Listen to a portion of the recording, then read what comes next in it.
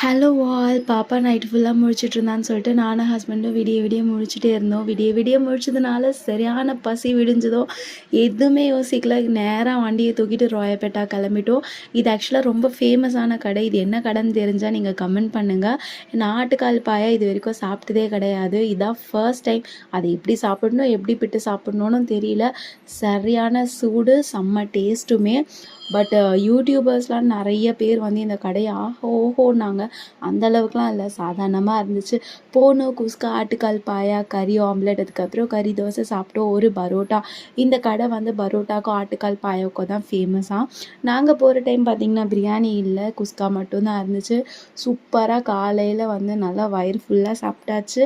அப்படியே ரிட்டர்ன் வரும்போது பார்த்திங்கன்னா ஹஸ்பண்ட் டீ வேணும்னாரு, எனக்கும் காஃபி வேணும்னு சொல்லிட்டு இன்றைக்கி நான் புதுசாக ஹேசல்நட் காஃபி ட்ரை பண்ணேன். பாப்பா பேர் ஹேசல், அதனால் அவள் பேர்லேயே ஒரு காஃபி ட்ரை பண்ணலான்னு சொல்லிட்டு காலையில் ட்ரை பண்ணியிருந்தேன். சும்மா சொல்லக்கூடாது, சூப்பராக இருந்துச்சு.